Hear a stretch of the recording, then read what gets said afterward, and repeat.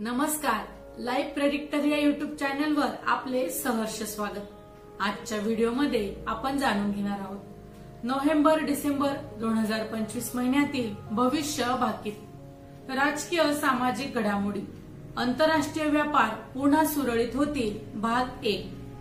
या घटना घडणार, क्रीडा स्पर्धांमध्ये भारतीय खेळाडूंना मोठे यश, निवडणुकांमध्ये सत्ताधारी महायुतीला मोठे यश, महागाईमध्ये मोठी वाढ, उंची वस्तूंचे भाव वाढतील, ज्येष्ठ नेते, कलाकार किंवा मनोरंजन क्षेत्रातील मोठ्या व्यक्तीचा मृत्यू, भूकंप, वादळे, नैसर्गिक आपत्तींमधून मोठे नुकसान, मोठे अधिकारी, पोलीस, मिलिटरी, खेळाडू यांचे अपघात, घातपात किंवा मृत्यूच्या घटना, शेअर मार्केटमध्ये गोंधळ, करेक्शनमुळे गुंतवणूकदारांचे नुकसान, लहान मुलांना संसर्गजन्य विकारांचा धोका। दिनांक 5 सप्टेंबर 2025 रोजीच्या पौर्णिमांत कुंडलीमध्ये तुळ लग्न उदित असून अष्टम स्थानामध्ये वृषभ राशीत पौर्णिमा होत आहे।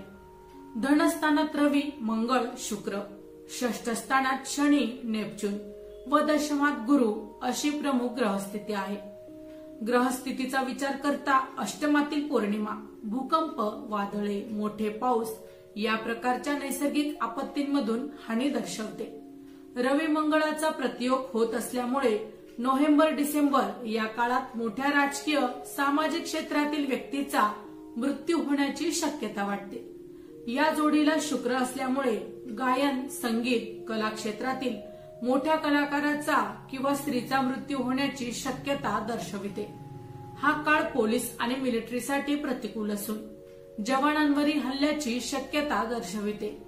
मोठे अधिकारी, पोलीस खात्यातील वरिष्ठ व लष्करातील अधिकारी यांचे राजीनामे किंवा मृत्यूच्या घटना संभवतात। शनी आणि नेपच्यून यांच्या युतीमुळे हा काळ शेअर मार्केटसाठी प्रतिकूल राहू शकतो। मार्केटमध्ये गोंधळाची स्थिती निर्माण होईल।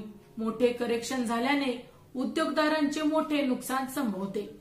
हा काळ लहान मुले, विद्यार्थी यांच्यासाठी त्रासदायक राहील। महत्वाच्या परीक्षा संदर्भात गोंधळ उडेल। या काळात काही संसर्गजन्य विकार पसरण्याची शक्यता असून लहान मुलांना याचा त्रास संभवतो। या काळात विद्यार्थी व लहान मुलांचे अपघात किंवा विषबाधा यांसारख्या घटना देखील अनुभवास येतील। दशम बिंदू जवळ गुरु असल्यामुळे या काळात निवडणुका झाल्यास सत्ताधारी महायुतीसाठी अनुकूल निकाल लागतील, तर विरोधी महाआघाडींमध्ये विसंवाद किंवा मतभेदाचे राजकारण अनुभवास येईल। लग्नातील बुध व केंद्रस्थानातील गुरु या योगामुळे या काळात धार्मिक, सांस्कृतिक कार्यक्रमांचे मोठ्या प्रमाणावर आयोजन होईल। लेखक, साहित्यिक, पत्रकार आणि प्रसारमाध्यमातील व्यक्ती यांचा सन्मान होईल। या काळात होणाऱ्या साहित्य संमेलनाला मोठा प्रतिसाद मिळेल। या काळात मोठ्या स्पर्धांचे आयोजन होईल। क्रीडा स्पर्धेमध्ये भारतीय खेळाडूंना मोठे यश मिळेल। काही ज्येष्ठ खेळाडूंची निवृत्ती किंवा मृत्यूच्या घटना या काळात संभवतात। वृश्चिक राशीतील शुक्रामुळे मोठ्या सेलिब्रिटींचे घटस्फोट किंवा स्त्रियांवरील अन्यायाच्या घटना या काळात संभवतात।